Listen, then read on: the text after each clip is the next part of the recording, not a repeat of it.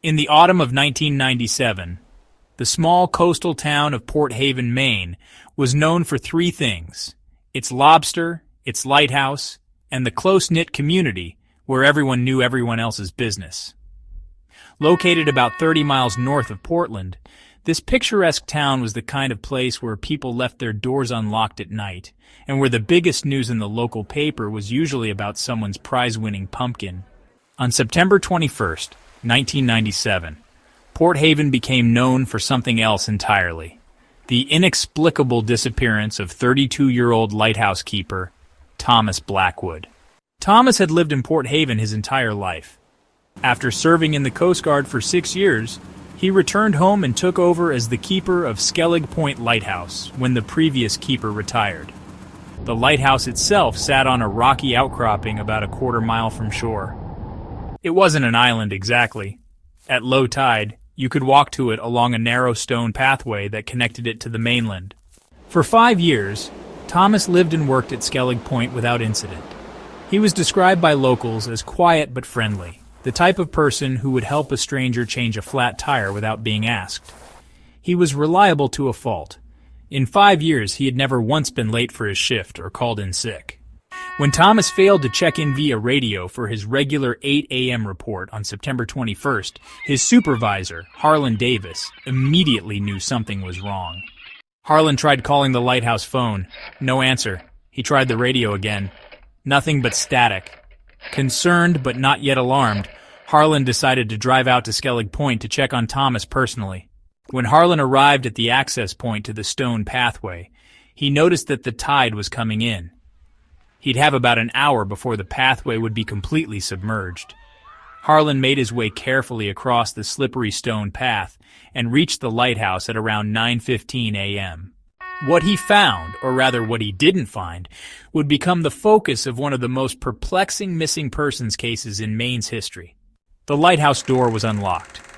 Inside, everything looked normal at first glance. The logbook showed that Thomas had made his last entry at 11:30 p.m. the previous night. All systems normal. Clear night. Heavy fog expected by morning. Thomas's coffee mug was sitting on the desk, half full. The lighthouse lens was clean and operational. Thomas's bed looked slept in, but not made, unusual for the former military man who prided himself on orderliness. His wallet, keys, and Coast Guard ID were all on the nightstand. His rain jacket still hung by the door, but Thomas himself was nowhere to be found. Harlan searched every room of the lighthouse. He called out Thomas's name, thinking maybe his colleague had fallen somewhere and couldn't respond. Nothing. He checked the external walkway that circled the lens room at the top of the lighthouse. Still nothing. By this time, the tide had come in, cutting off the stone pathway to the mainland. Harlan radioed for help, and within an hour the Coast Guard had dispatched a search team. Over the next 72 hours, every inch of Skellig Point was searched. Divers explored the waters around the lighthouse. Helicopters scanned the coastline. Search dogs were brought in once the tide went back out. But there was no trace of Thomas Blackwood. No blood, no signs of a struggle, no indication of what might have happened to him. The only potential clue was discovered by a Coast Guard investigator named Lieutenant Sarah Ellison. In reviewing the lighthouse's automated weather data, she noticed something odd. Between 3:15 a.m. and 3:45 a.m. on the morning of Thomas's disappearance, the external temperature gauge had recorded a sudden and dramatic drop in temperature, from 52 degrees Fahrenheit to 28 degrees, before returning to normal. Between 3:15 a.m. and 3:45 a.m. on the morning of Thomas's disappearance, the external temperature gauge had recorded a sudden and dramatic drop in temperature, from 52 degrees Fahrenheit to 28 degrees, before returning to normal. This type of temperature fluctuation was virtually impossible for that time of year in coastal Maine. All other instruments at the lighthouse were functioning perfectly. There were some eerie details surrounding the Skellig Point lighthouse disappearance. Thomas's final radio check-in had been at midnight, and he had sounded, well, normal. Security footage from a camera on the mainland pointing towards Skellig Point showed the lighthouse light operating normally until about 3:30 in the morning, when it appeared to flicker intensely for about 2 minutes before returning to its standard rotation pattern. The tide charts confirmed that at 3:30 in the morning, the stone pathway to the mainland would have been completely submerged under about 6 feet of water. If Thomas had left the lighthouse, he would have needed a boat, but his small rowboat was still secured at its usual spot. People were talking about Eddie Garner's account. Eddie claimed that he had been out on his boat early that morning, checking his lobster traps. At approximately 3:30 in the morning, he was about a half-mile from Skellig Point when he observed what he described as a column of light extending from the top of the lighthouse straight up into the sky. Eddie initially thought it was some kind of new emergency signal, but then the light disappeared, and the lighthouse returned to normal. When pressed for more details, Eddie became visibly uncomfortable and eventually admitted that right before the light disappeared, he thought he saw a human figure suspended in the middle of the light column. He hadn't mentioned this detail initially because he assumed no one would believe him. He was known as a reliable, no-nonsense type, not the kind of person to make up tales. Toxicology tests confirmed he had no alcohol or drugs in his system that night, but what he described seemed impossible. A week into the investigation, another bizarre discovery was made. Thomas kept a personal journal, which was found hidden beneath a loose floorboard in his bedroom. The entries from the weeks leading up to his disappearance described strange phenomena, unusual fog patterns, electronic equipment malfunctioning, and a recurring dream about figures in the light.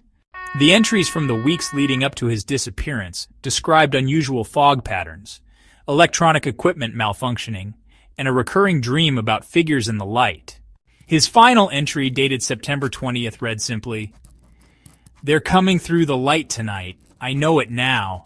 They've been trying for weeks. God help me, I'm curious to see them." This journal raised more questions than it answered. Was Thomas suffering from mental health issues? Carbon monoxide poisoning that caused hallucinations? Or was there something more unexplainable happening at Skellig Point? The official investigation continued for 6 months before Thomas Blackwood was officially declared missing, presumed dead. The official report cited possible accidental drowning as the most likely explanation, suggesting that Thomas might have gone outside to check something during the foggy night and fallen into the water. This explanation satisfied no one. Not the investigators who noted the lack of any evidence supporting this theory, not the locals who knew how cautious and experienced Thomas was around the water, and certainly not the conspiracy theorists who quickly latched onto the case. Am I the only one that didn't know about the mysterious disappearance at Skellig Point Lighthouse? In the years since Thomas's disappearance, numerous theories have emerged. Some believe he simply walked away from his life, though this doesn't explain how he left the lighthouse with the pathway submerged. Others suggest foul play, but there was no evidence of anyone else being at Skellig Point that night. The more imaginative theories involve everything from alien abduction to secret government experiments to doorways to other dimensions. This is what we do know. On September 21st, 1997, Thomas Blackwood vanished without a trace from a lighthouse that was inaccessible by land at the time of his disappearance. His personal belongings, including his wallet and ID, were left behind. And in the moments before he vanished, multiple instruments recorded unexplainable phenomena that science has yet to explain. Today, Skellig Point Lighthouse is fully automated. No human keeper has lived there since Thomas disappeared. Locals report that sometimes, on foggy nights, the light seems to behave strangely, flickering in patterns that don't match its programmed rotation. And occasionally, fishermen report seeing a solitary figure standing on the external walkway at the top of the lighthouse, staring out to sea, only to vanish when approached. Did he fall victim to an accident or something more sinister? Or did he, as his final journal entry eerily suggests, encounter something beyond our understanding that came through the light? It remains one of Maine's most baffling unsolved mysteries. A case where, like a ship lost in the fog, the answers seem forever just beyond our reach.